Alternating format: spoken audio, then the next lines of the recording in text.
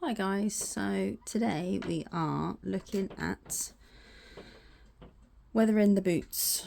They've had one spray of our tea mixture, which is a litre jug with 4 tea bags in. I just let the tea bag sit in it overnight, let the water cool down, and then just put it in a spray bottle basically. Spray the boots completely over one way. Really spray them, really drench them. Don't worry if you get the tea lines going down or anything like that. It's all part of the weathering. As you can see here, where the tea has kind of like dripped and stayed in that one area. When it dries, it gives a really good effect. And then what I find is then I will flip the boots over so they're standing the wrong way basically, and then spray them again. Just so you get just a different effect, different areas.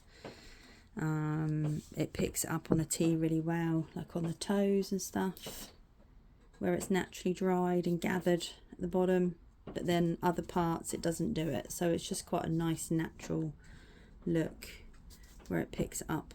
And obviously some people that would be enough weathering for them. However, I tend to make my boots look like they've been walked in dirt and mud, as I suppose naturally I would assume they would do. So it's just going to be a quick video on the items that I use, and then a follow-on video will be actually me weathering the boots.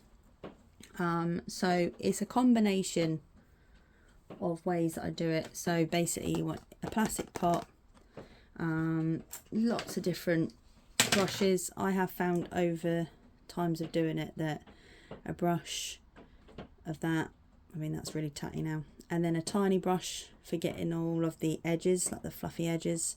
Sometimes I use this, it's quite a good one to stamp down in bigger areas if you're wanting like a patch of weathering. I don't tend to use that on the boots though. I tend to use that when I'm doing like the inner and outer robes and the gloves and stuff. Obviously we've got our tea mixture, which again show you in the next video, where you will respray the area that you're wanting to weather along with the paint, and it kind of soaks it and blends it, so it gives it quite a nice look. A lot of people have been asking what paint I use to weather, and this is the big pot. It's from a company called QD Supplies, sorry. They're on eBay, TikTok, etc. It is raw umber colour, which is really good. Watered down, you can use it as is. But yeah, really good. I highly recommend it. It comes out really well with weathering. My last couple of Tuskens that I've done, I've just solely used this and my tea spray to get the weathering, and I've had really good feedback and comments saying that it looks a natural weathering. So definitely get yourself some of this stuff. Yeah. All we do is I will literally just blob a tiny bit in. Just move these boots out of the way. So I think we've taken the actual main bit off. Yes. So we put in a tiny blob just in a corner of the pot when it wants to come out. There we go. So a couple of little blobs of it in the corner.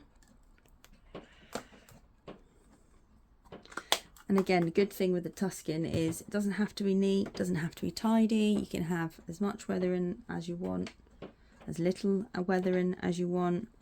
But I'm very much, I like the Tuskens weathered. So we're just going to get some water in this pot now. I try to just put it separately, not actually on the paint, just so that you can scoop as much as you want in and mix it over this side. Right, back with water. Completely forgot to put it in the pot. So literally there's just a tiny little bit, probably won't be able to pick it up on the camera very well, but just a tiny little bit in the corner. Should I let that sit in the pot, and then yeah, you literally just start grabbing the paint, mixing it in with your water.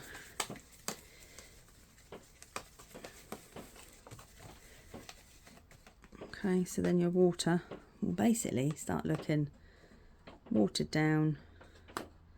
It's a good mud, dirt colour. Don't be worried or afraid if you get little blobs of the paint mixed in that's not fully mixed in with the water. Again, it will give a really good effect to your weathering. And then that is basically it. So I will spray an area, make that area a bit wet, and then I'll either go in with this brush or the smaller brush, and it'll literally just be dabbing it on, and you do all the edgings. But please keep an eye out for the video of me weathering the boots. But that's what I use, that's all I use. Yeah, keep an eye out for the next video.